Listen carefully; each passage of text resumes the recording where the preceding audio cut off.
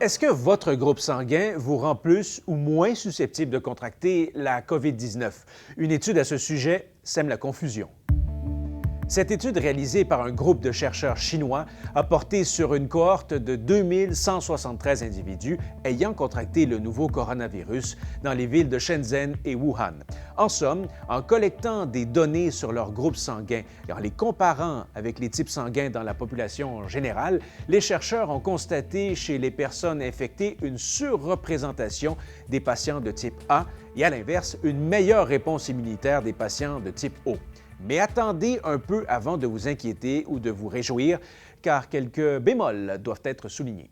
D'abord, cette étude n'a pas été évaluée de façon indépendante par des pairs. Elle n'a donc pas reçu le feu vert pour une publication dans une revue scientifique. Ensuite, selon Benoît Barbeau, professeur au département des sciences biologiques de l'UQAM avec qui j'en ai parlé, il y a beaucoup de zones grises dans cette étude, beaucoup de facteurs autres que le type sanguin qui ne semblent pas avoir été pris en considération et qui pourraient avoir un impact sur l'interprétation des résultats selon lui. Cela dit, l'idée de s'intéresser au groupe sanguin des patients atteints du nouveau coronavirus, ça ne sort pas de nulle part.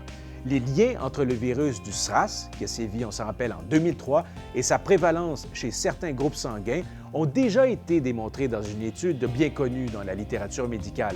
Cette étude-là conclut que les individus de type sanguin O ont eu une sensibilité réduite à l'infection par le SRAS.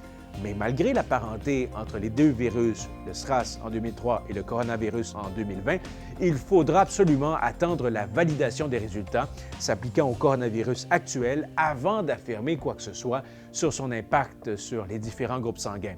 Continuons donc de nous intéresser à la recherche scientifique qui se fait sur le nouveau coronavirus, mais attendons que les résultats de ces analyses passent toutes les étapes de validation nécessaires avant de sauter aux conclusions.